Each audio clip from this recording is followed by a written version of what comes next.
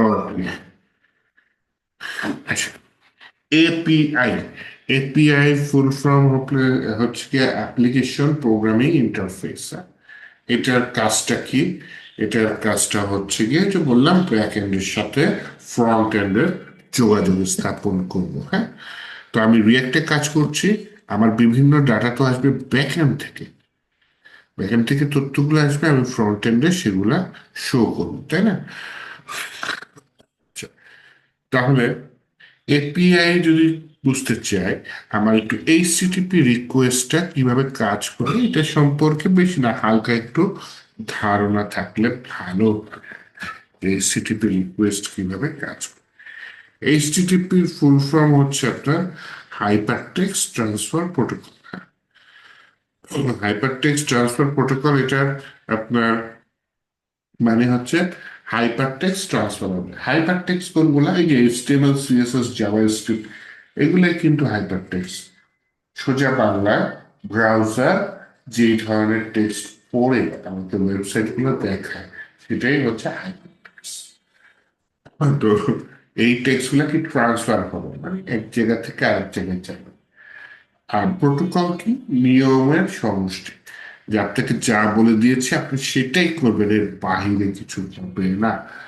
সাধারণত দেখবেন হচ্ছে যখন বিদেশি কোনো ও প্রধানমন্ত্রী আসে বা রাষ্ট্রপতি আসে, তখন প্রচুর প্রোটোকল মেনটেন করা হয়। আপনি যখন যদি মনে করেন আপনি কোনো জাতীয় পুরস্কার পেলেন, আপনাকে রাষ্ট্রপতির কাছ থেকে পুরস্কার গ্রহণ করতে মানে নেওয়ার জন্য আমন্ত্রণ করা হলো, তা আপনি যাবেন। সেখানে কিন্তু অনেক নিয়ম কানুন ফলো করে আপনাকে যেতে হবে। হ্যাঁ, এই নিয়ম কানুন গুলো হচ্ছে প্রোটোকল। এর একটা এদিক সেদিক হয়ে গেলে কিন্তু হয়তো আপনাকে জান দিয়ে আসতে হবে এরকম অবস্থা। মনে করেন আপনার রাষ্ট্রপতির সাথে দেখা করতে গেলেন, নিয়ম বলে যে হ্যাঁ আপনি যাবেন, হ্যান্ডশেক করবেন, তারপরে হচ্ছে গিয়ে আপনি আহ, পুরস্কারটা গ্রহণ করবেন, ছবি তুলবেন, চলে আসবেন। হ্যাঁ, এই একদম একেবারে পুরো নিয়ম। তো আপনি যেটা করলেন সেটা হচ্ছে মাঝখান দিয়ে পুরস্কার নেওয়ার সময় পকেট থেকে একটা খেলনা পিস্তল বের করুন, এটা প্রোটোকলের বাইরে চলে গেল, তাই না? তারপরে কি হবে? তারপরে হয়তো আপনি হয়তো টের পাবেন না তারপরে কি হবে।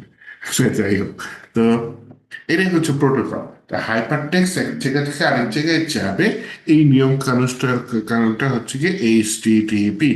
হ্যাঁ, এটা হচ্ছে আমরা যখন ম্যাক্সিমাম ওয়েবসাইট এখন পর্যন্ত এই এইচটিটিপি মেনটেন করেই চলে। আমি যখন ব্রাউজার থেকে ওয়েবসাইটে ঢুকি, তো এটা কিন্তু এই কিছু নিয়ম ফলো করে, এই এইচটিটিপি নিয়মগুলাই ফলো করে।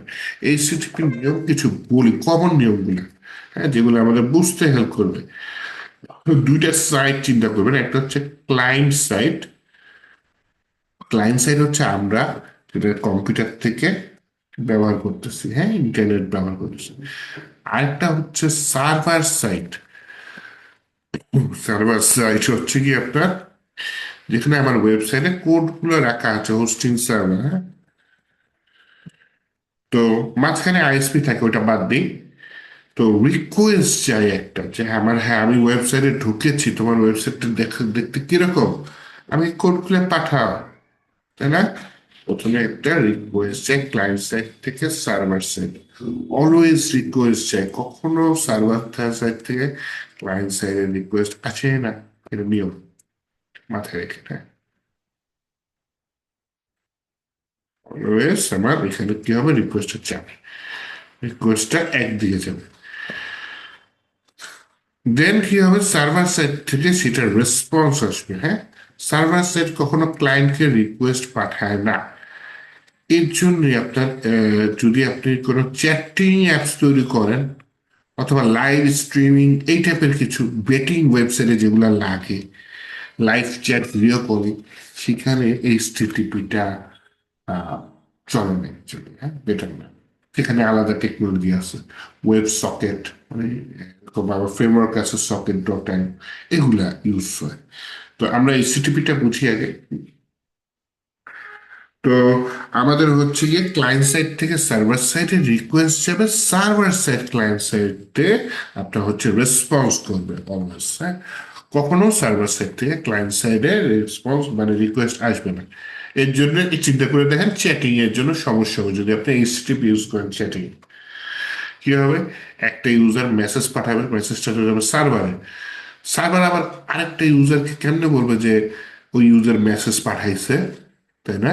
কারণ সার্ভার থেকে তো রিকোয়েস্ট যায় না, কারণ ক্লায়েন্টকে আবার রিডোর দিতে হবে কোনো মেসেজ আসছে, কোনো মেসেজ আসছে, তখন সার্ভার রেসপন্স করবে হ্যাঁ আসছে। ওকে, তো এই এইচটিটিপি টেকনোলজির এটা একটা কি বলে, আমাকে আবার ওকে, তো এটা একটা দুর্বলতা এইচটিটিপি, যে হ্যাঁ সরাসরি সার্ভার সাইড থেকে ক্লায়েন্ট সাইডে যায় না। আচ্ছা, তাহলে এই জিনিসটা মাথায় গেঁথে ফেলাম যে ক্লায়েন্ট অলওয়েজ ক্লায়েন্ট সাইড থেকে সার্ভার সাইডে রিকোয়েস্ট যায় এবং সার্ভার সাইড ক্লায়েন্ট সাইডকে রেসপন্স করে, এটা একটা নিয়ম। হ্যাঁ, এর বাইরে যাবে না এইচটিপি। ওকে, এইটা একটা নিয়ম মানলাম, ঠিক আছে। এই যে রিকোয়েস্ট গুলো যায়, রিকোয়েস্টের বিভিন্ন মেথড আছে, মেথড মানে বলতে পারেন রাস্তা, হ্যাঁ, কোন ওয়েতে যাবে। তো সাধারণত চারটা মেথড আছে, হ্যাঁ। একটা হচ্ছে গেট, একটা হচ্ছে পোস্ট, একটা হচ্ছে পুট, ডিলেট, প্যাচ, আরো মেথড আছে, সরি সাধারণত আরো মেথড আছে। হ্যাঁ, সাধারণত চার পাঁচটা মেথড বেশি ইউজ হয়, এটা বলতে চাচ্ছিলাম অ্যাকচুয়ালি আমি, বলতে চাচ্ছিলাম চার পাঁচটা মেথড বেশি ইউজ হয়, গেট, পোস্ট, পুট, প্যাচ, হ্যাঁ, ডিলেট, এগুলা মেথড আছে। মেথড কি? মেথড হচ্ছে রাস্তা, যে কোন রাস্তা দিয়ে গেলে কোন টাইপের ডাটা দিবে। তো মনে করেন ক্লায়েন্ট হচ্ছে একজন আহ, কি বলে, ক্লায়েন্ট হচ্ছে একজন ক্লায়েন্ট, সার্ভার হচ্ছে যে ক্লায়েন্টকে মেনটেন করে, এখন ক্লায়েন্টের দরকার হচ্ছে গিয়ে ডাটা, আবার ডাটা দরকার সাধারণত, এর জন্য ক্লায়েন্ট যে মেথডে ডাটাটা সেন্ড করবে সেই মেথডটা হবে হচ্ছে গিয়ে গেট মেথড। ওকে, গেট মেথড হচ্ছে আমি ডাটা, ক্লায়েন্ট ডাটা চাচ্ছে, এই মেথডটা হচ্ছে গেট। ক্লায়েন্ট যখন সার্ভারকে ডাটা পাঠাবে, মনে করেন ইউজার লগ ইন করেছে, তাহলে ইমেল অ্যাড্রেস দিয়েছে এবং পাসওয়ার্ড দিয়েছে, ক্লায়েন্ট সাইডে কখনো এটা ভেরিফিকেশন হবে না, তাহলে হ্যাকার খুব মজায় মজায় আপনার ওয়েবসাইট হ্যাক করবে। যাই হোক, ক্লায়েন্ট কি করবে, ইমেল এবং পাসওয়ার্ড আর সার্ভার সাইডে পাঠিয়ে দেবে। তো সার্ভার সাইডে যখন ইমেলের পাসওয়ার্ড আসবে, সার্ভার সাইড হচ্ছে চেক করবে ডাটাবেজের সাথে মিলাই যে হ্যাঁ বা ইউজার নেম পাসওয়ার্ড ঠিক আছে কিনা। তো সার্ভার সাইড একটা রেসপন্স করবে, ওই রেসপন্সটা ক্লায়েন্ট সাইডে আসবে। তো দ্বিতীয় মেথডটা হচ্ছে ক্লায়েন্ট সাইড থেকে সার্ভার সাইডে ডাটা যাচ্ছে, এই ডাটাটা যাওয়ার সময় সাধারণত আমরা যে মেথডটা ইউজ করি সেটা হচ্ছে পোস্ট, হ্যাঁ। তাহলে একটা গেট মেথড পেলাম, একটা পোস্ট মেথড পেলাম, এই দুটা ম্যাক্সিমাম টাইমে ইউজ হয়, ঠিক আছে। আরো মেথড আছে, যেমন সাধারণত আমরা এরকম করি যে তৈরি করি যে যখন আমাদের কোনো ডাটা অলরেডি আছে, আপডেট করতে হবে, তার ক্লায়েন্ট সাইড দিয়ে মনে করেন ইউজার পাসওয়ার্ড চেঞ্জ করবে, আগের পাসওয়ার্ডটা চেঞ্জ করবে, তো আগের পাসওয়ার্ড কিন্তু ডাটাবেজে থাকে ইনক্রিপ্টেড অবস্থায়, তো নতুন পাসওয়ার্ড যখন দিবে, তো আগের পাসওয়ার্ডটা পরিবর্তন করতে হবে, অথবা ইউজার মনে করেন তার নামটা চেঞ্জ করতে চাচ্ছে, ইউজার একটা নেম আছে সেটা চেঞ্জ করতে চাচ্ছে, তাহলে আগের যে ইউজার নেম ডাটাবেজে আছে সেটা চেঞ্জ করতে হবে। চেঞ্জ করার জন্য কি হবে, আগের ডাটাটা মুছে দিয়ে নতুন ডাটাটা সেখানে থাকবে তো, তাই না? আগেরটাও থাকবে নতুনটাও থাকবে, এরকম তো আর না। তো যাই হোক, অ্যাক্টিভ তো একটা থাকবে যে কোনো একটা ইউজার নেম। তো যাই হোক, এই ধরনের ক্ষেত্রে যখন আমার ডাটা আপডেট করা লাগবে তখন আমরা সাধারণত পুট মেথড ইউজ করি, পিইউটি, পুট। তো আমরা যখন সেকেন্ড সেমিস্টারে ডাটাবেস করব, তখন হচ্ছে কি আপনারা দেখবেন যে আমাদের কি বলে ডাটাবেসে বিভিন্ন টেবিল আছে এবং টেবিলের ভিতর বিভিন্ন কলাম আছে, হ্যাঁ। যখন একটা ফুল টেবিলের ডাটা, সরি ফুল রোয়ের ডাটা আপলোড করতে হয়, সাধারণত পুট ইউজ করে দিই, যেমন হচ্ছে নেম, ইমেল, পাসওয়ার্ড একবারে একটা ফর্মের ভিতরে আছে। আর পার্টিকুলার একটা ফিল্ড আপলোড করতে চাচ্ছি, এই নিয়মটার ক্ষেত্রে আমরা সাধারণত পিএটিসিএস, প্যাচ নামে একটা আছে, আহ, এরকম করে, জাস্ট জেনে রাখেন, আপাতত এত গভীরে ঢোকার দরকার নেই, চিনে রাখেন। আর হচ্ছে ডাটাবেস থেকে ডাটা ডিলেট করে দিবেন, সেই ক্ষেত্রে হচ্ছে আপনি ডিলেট মেথড দিতে পারেন, ডিইএলটি মেথড। তো এই মেথড গুলো খুব ইম্পর্টেন্ট, কারণ ক্লায়েন্ট সাইড সার্ভার সাইড একটা কি বললাম, প্রোটোকল নিয়ম কারণ 100% মেনটেন করে করতে হবে। আপনার ডাটাবেসে ডাটা আপডেট করবেন, প্রিভিয়াস ডাটা, একটা মেথড দিয়ে দিলেন ডিলেট, হবে না। ঠিক আছে, আপনাকে যেই মেথডে বলে দেওয়া আছে আপনাকে সেই মেথডেই হিট করতে হবে, অন্য মেথডও সার্ভার গ্রহণ করবে না। মানে হচ্ছে এটা এখন আপনার ইচ্ছা, আপনি মনে করেন পুট মেথডে ডাটা ডিলিট করবেন, চাইলে কিন্তু বানাইতে পারবেন।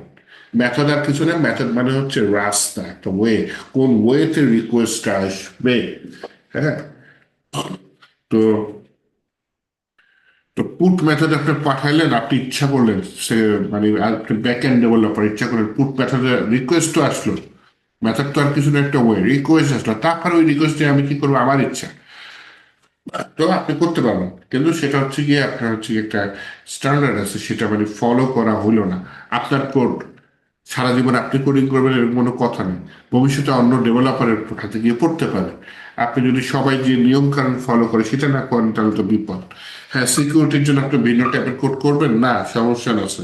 আপনার হচ্ছে গিয়ে সিকিউরিটির জন্য ভিন্ন টাইপের কোড করে লাভ নেই, সিকিউরিটির জন্য আমরা সিকিউর স্টাইলে কোড করলেই হয়ে যাবে। হ্যাঁ, বলতে পারেন যে না, হ্যাকার তো বুঝে যাবে আমি কোন মেথডে কি করতেছি, বুঝে গেলেও লাভ নেই। হ্যাঁ, ওয়ে আছে আপনার হচ্ছে গিয়ে যখন আপনি ফ্রন্ট এন্ড থেকে ব্যাক এন্ডে ডাটা পাঠাবেন, গোপন কোড আছে, কোড সহ পাঠাইতে হয়, নয়তো যে কেউ তো সার্ভারের সাইডে হিট করবেন, ইউআরএলটা জানলেই হিট করবে, ডাটা পেয়ে যাবে, তাই না?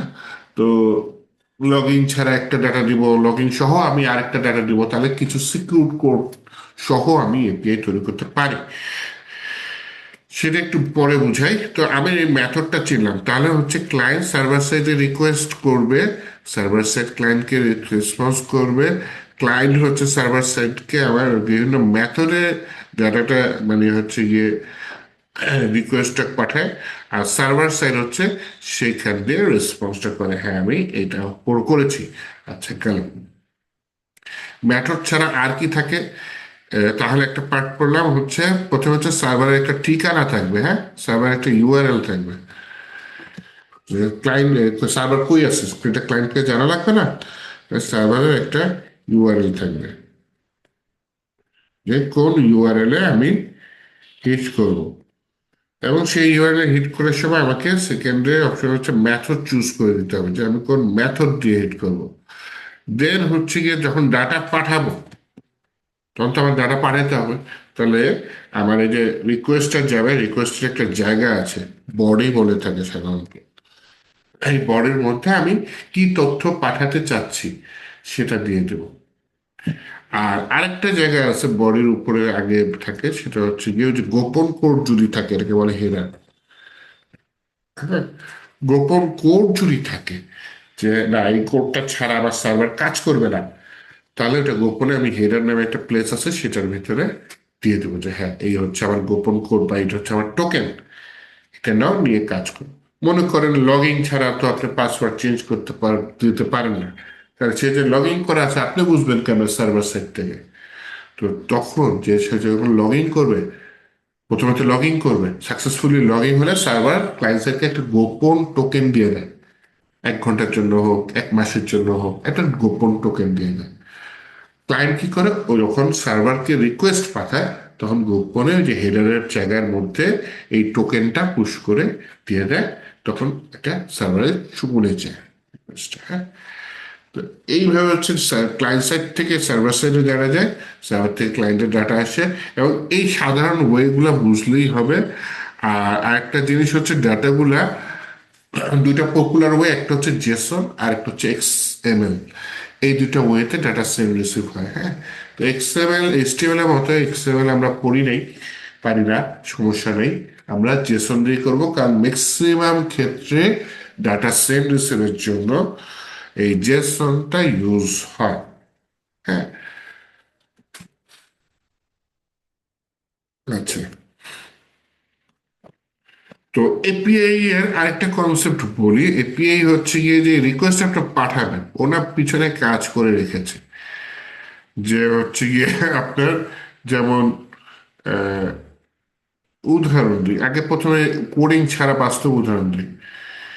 মনে করেন আপনি একটা বাসায় ঘুরতে আসলেন, বাসার দরজার সামনে দাঁড়াইলেন, দরজার সামনে দাঁড়ালে আপনার সামনে কি একটা সুইচ আছে, কলিং বেলের সুইচ, সেই কলিং বেলের সুইচে আপনি মারলেন টিপ, টিপ দেওয়ার পর ভেতরে কি কত জটিল কাজ, একটা কারেন্টের তার ওয়ালের ভেতর দিয়ে ঢুকে ছাদের ভেতর দিয়ে গিয়ে ছাদের ভেতর থেকে ঘুরে, হ্যাঁ, নেমে এসে ওয়ালের ভেতর দিয়ে বের হয়ে একটা কলিং বেলের ভিতরে যাচ্ছে, এবং আপনার সাথে ইলেকট্রিসিটির কানেকশনও আছে। আপনাকে আলাদা করে মাল্টিপ্লাগে এটা জয়েন করা লাগে না, আপনি জাস্ট এসে টিপ দিলেন, এটা বেজে উঠল। এইটা একটা এপিআই এর উদাহরণ, যে অ্যাপ্লিকেশন প্রোগ্রামিং ইন্টারফেস। ইন্টারফেসের কনসেপ্টটা ক্লিয়ার করার চেষ্টা করতেছি এখানে আমি, হ্যাঁ, যে আপনাকে কিন্তু এখানে এসে ওয়াল কেটে কেটে তার জোড়া দিয়ে এটা বানানো লাগে না, অলরেডি বানানো আছে, আপনি এসে খালি টিপ দিচ্ছেন নিয়মটা মাইনে, হ্যাঁ, আর জিনিসটা বেজে উঠছে। এপিআইটা এইভাবে কাজ করে। আর এপিআই এর উদাহরণ দিই এবার, বিকাশের এপিআই এর উদাহরণ দিই, তাহলে বুঝতে সুবিধা হবে। মনে করেন আপনার একটা ই কমার্স বিজনেস আছে, আপনি চাচ্ছেন ইউজাররা এসে আপনাকে কিছু হচ্ছে গিয়ে পেমেন্ট দিবে, বিকাশে আপনার পেমেন্ট রিসিভ করবে। ওকে, ভালো কথা। তাহলে আপনি কি করতে পারেন? তাহলে হচ্ছে গিয়ে আপনি এই ই কমার্স বিজনেসের জন্য বিকাশের সাথে যোগাযোগ করলেন, বিকাশের সাথে।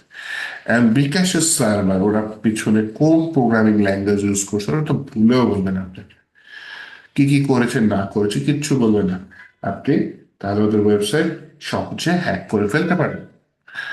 তো ওরা কি করবে, ওরা আপনাকে এপিআই দিবে, মানে যে ওদের ভেতরে যা যা করার আছে সব বানানোই আছে, আপনি জাস্ট এপিআইটা এনে আপনার ওয়েবসাইটে দিয়ে দিলেন, কেউ আপনার ওয়েবসাইটে বিকাশের মাধ্যমে পেমেন্ট দিলেন, তাকে কষ্ট করে অনেক কিছু করা লাগলো না, বিকাশ অটোমেটিক তার মোবাইল থেকে টাকা কেটে আপনার অ্যাকাউন্টে জমা দিয়ে দিল। এটা হচ্ছে এপিআই এর একটা উদাহরণ।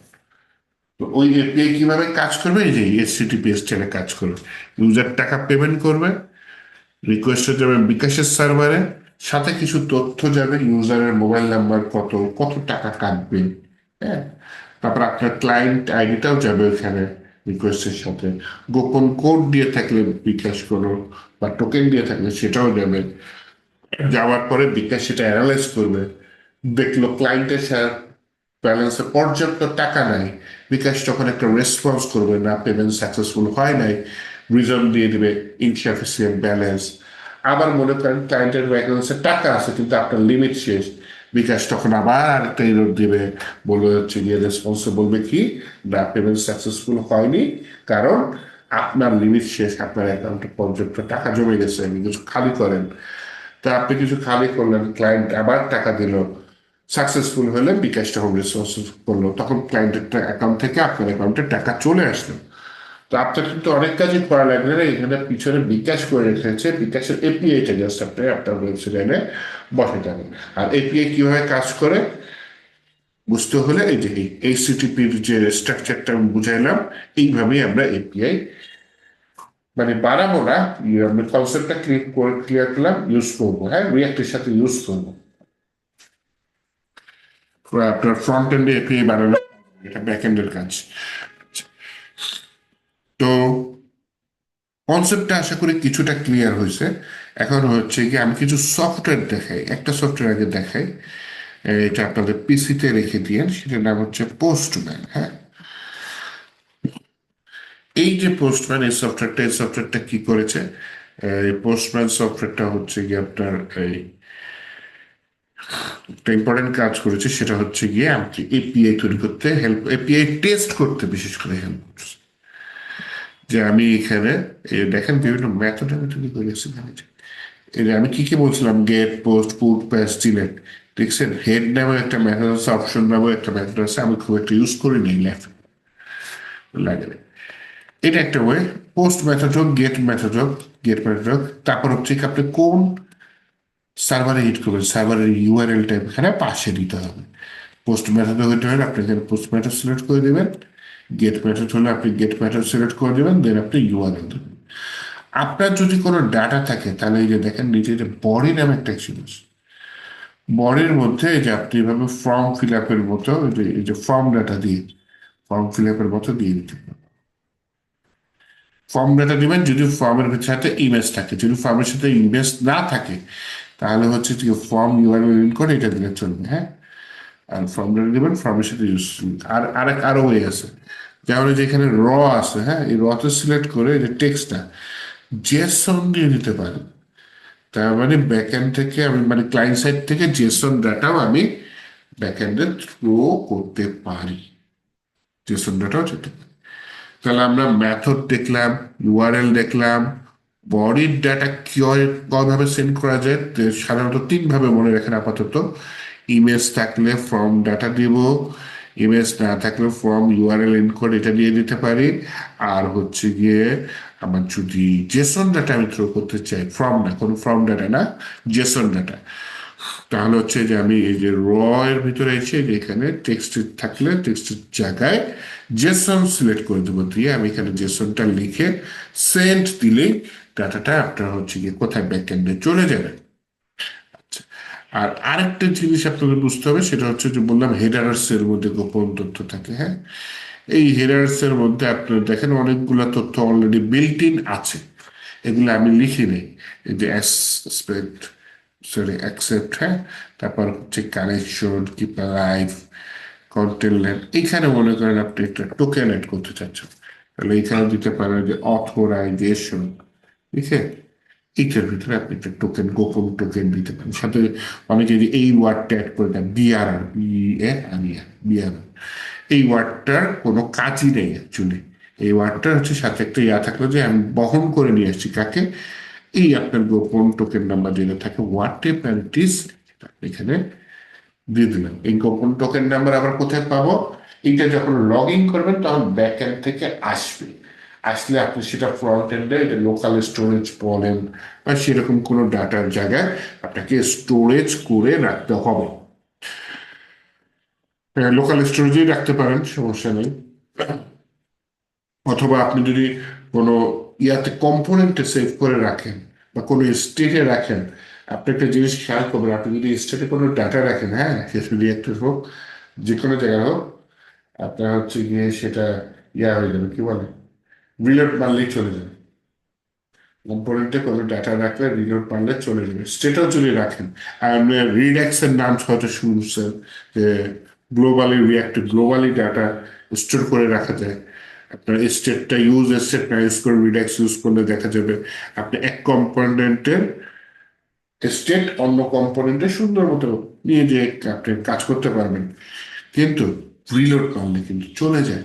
তাহলে কি করবেন এই ক্ষেত্রে, ওই যে আপনি এটা ইউজ, আপনি কি বলে ইউজ স্টোরেজ বলেন, আপনার local storage, session storage, cookie, এই ধরনের যে যেটা আমি দেখিয়েছিলাম আগে আপনাদের, যে লোকাল স্টোরেজ, সেশন স্টোরেজ, এই ধরনের আপনার কি বলে টেকনোলজি ইউজ করে, জাভাস্ক্রিপ্টের টেকনোলজি ইউজ করে এই টোকেনটা স্টোর করে রাখতে পারেন, যাতে রিলোড মারলেও যাবে না। তার মানে হচ্ছে গিয়ে আপনি লগিং আছেন, যতক্ষণ টোকেন আছেন আপনি লগিং আছেন।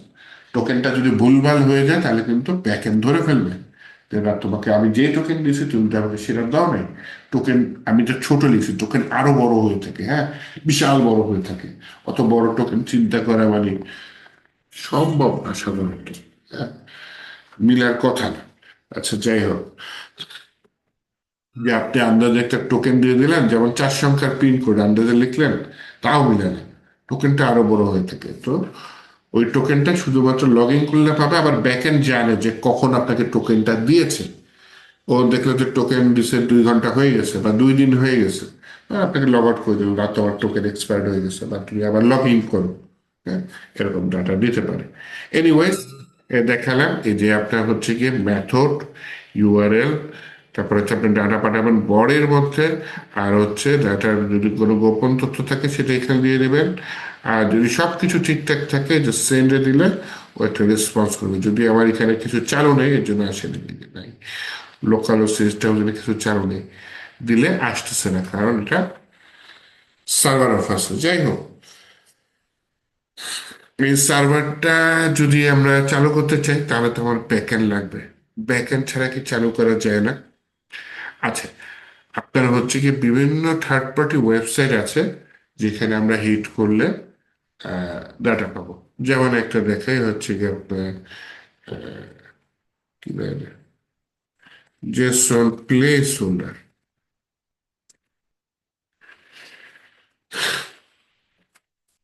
জেসন প্লেস হোল্ডার একটা ওয়েবসাইট, এইটার ভিতরে অনেকগুলা এপিআই আছে, হ্যাঁ।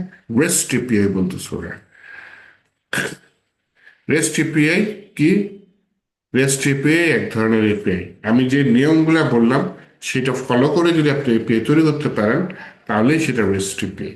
আর আমি যে নিয়মগুলো বললাম সেটা যদি আপনি চেঞ্জ করে ফেলেন, তাহলে কিন্তু আর সেটা রেস্ট এপিআই হলো না।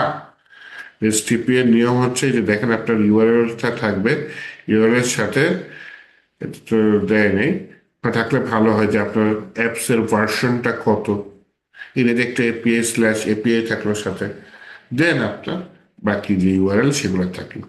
তারপর হচ্ছে আপনি নিয়মটা ফলো করলেন, ডাটা নেওয়ার জন্য গেট, ডাটা দেওয়ার জন্য পোস্ট।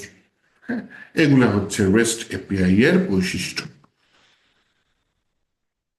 এর আপনি ডাটা নেওয়ার জন্য গেট দিলেন, ডাটা পোস্ট করার জন্য গেট দিলেন, তাহলে তো আপনার রেস্ট এপিআই এর যে নিয়ম সেটা ভেঙে ফেললেন। দেখেন এরা কিছু এপিআই দিয়ে রেখেছে, যখন এই যে পোস্ট নামে একটা এপিআই আছে, এইটাই যদি দিই, তাহলে ওরা আমাকে ব্যাকএন্ডে যে 100টা পোস্টের ডাটা সেগুলো দেওয়ার চেষ্টা করবে। আমি যদি এই পোস্টে হিট করি, দেখেন এই যে এখন এটা আবার কি, আপনারা যারা পড়াশোনা করেছেন তারা পারবেন, এটা হচ্ছে জেসন ডাটা, তাই না? আর এই জেসন ডাটা শুরু শেষ, জেসন ডাটা শুরু শেষ, এটা আছে কার মধ্যে? এটি আছে একটি অ্যারের মধ্যে। তাহলে টোটাল জিনিসটাকে আমি বলছি অ্যারে অফ জেসন, এটা একটা অ্যারে অফ জেসন। তার মানে আমি এই ইউআরএল এ যদি হিট করতে পারি, তাহলে হচ্ছে কি আমি একটা কি পাবো, এরকম ডাটা পাবো। দেখি তো পারি কিনা। এবার এগুলো মনে হয় লাগবে না, আমি আপাতত এগুলো কেটে রাখি, হ্যাঁ। একটা নতুন উইন্ডো নিচ্ছে, যে প্লাস চিপ দিয়ে দেওয়ার পর এখানে গেট মেথড দিয়ে আমি বললাম হচ্ছে এইটা হচ্ছে আমার ইউআরএল। গেট মেথডে হিট করতে চাচ্ছি আমি এই ইউআরএল এ, যে Jason place holder typical.com post. আচ্ছা ঠিক আছে, দিলাম। এই যে আমাকে রেসপন্স দিয়ে দিয়েছে নিচে, তার মানে আমি একটা ডাটা দেখতে পাচ্ছি। আর মনে করে আমি একটা নতুন পোস্ট করতে চাচ্ছি, ওইখানে একটা ইয়া দিন,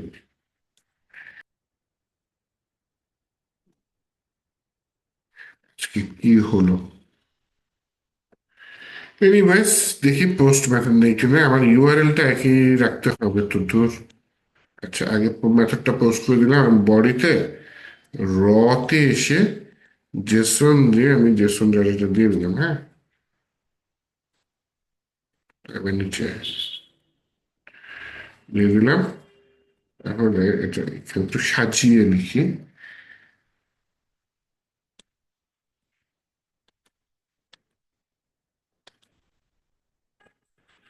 ইউজার আইডি থাকলো, এখানে শুধু আইডি দিয়ে দিলাম 101,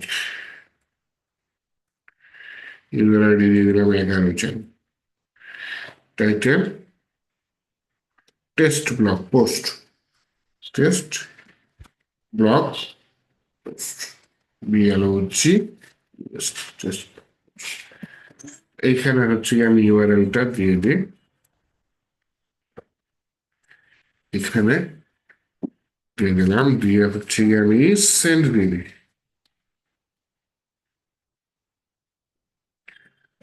না, ও নেওয়ার কথা না, কিন্তু নর্মালি আমি যখন ডাটা দিব তখন এইভাবে দিব।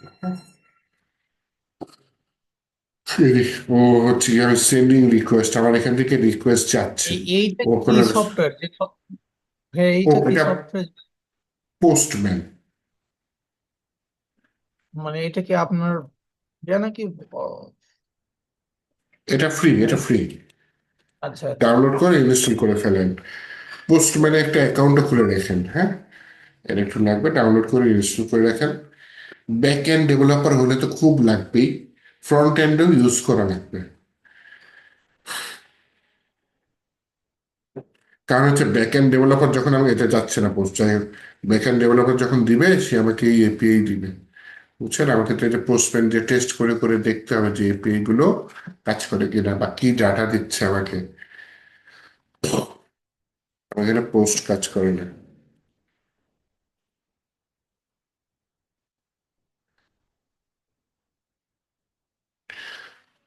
পোস্ট একটা দিয়েছে তো।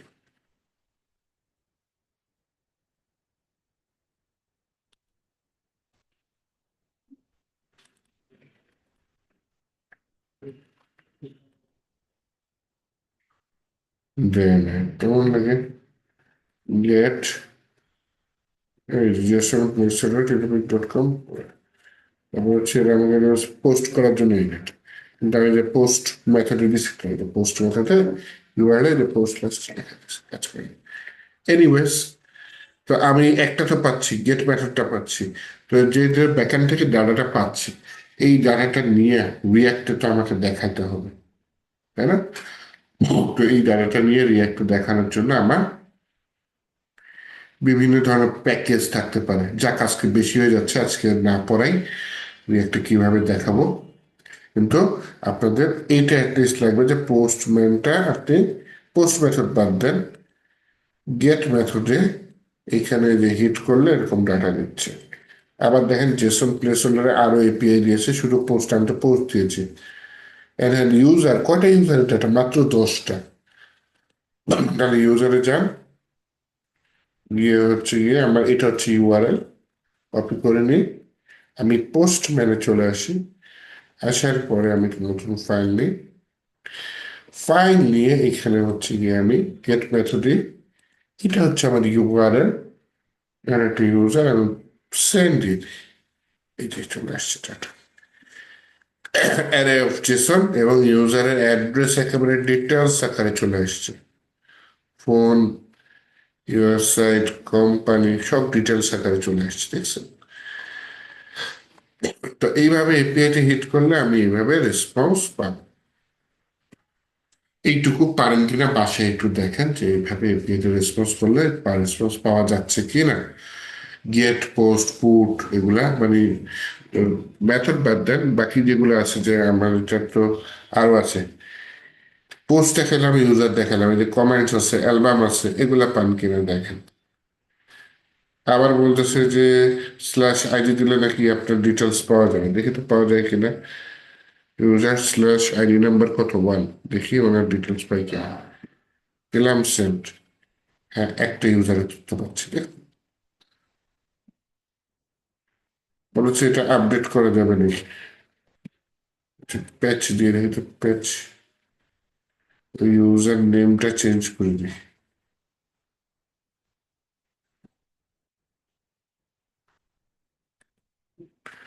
বডি র জেসো,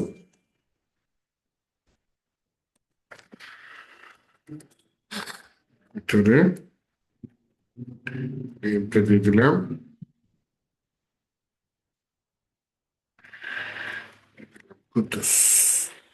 প্যাচে তো কোনো মেথড পাইনি, আমি পুট করেছিলাম, পুট, দেখি পুটে কাজ করছি না, শুধু সেন্ডই হয়, রেসপন্স করতেছে না। এনিওয়েজ, ওরা মানুষের ডাটা কেন আপডেট করবে, তাই না? কিন্তু মানুষের ডাটা আপডেট করার কোনো যুক্তিকতা নাই। তো যাই হোক, এপিআই যেহেতু ধরলাম, মনোযোগ দিয়ে পড়েন, নেক্সট ক্লাসে আমি এই এপিআই নিয়ে এসে রিয়াক্টে কিভাবে এপিআই অ্যাপ্লাই করে কম্পোনেন্ট ডিজাইন করে লুপের মাধ্যমে দেখানো যায়, এটা মোস্ট একটা ইম্পর্টেন্ট কাজ, এটা একটু আমি দেখাবো।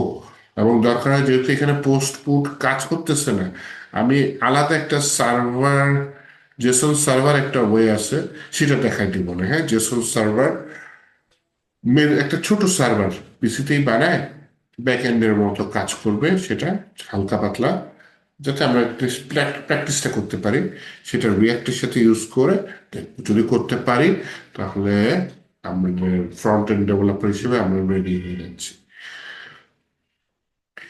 ঠিক আছে, তাহলে আজকে এ পর্যন্ত থাক, নেক্সট ক্লাসে তাহলে দেখা হবে ইনশাল্লাহ।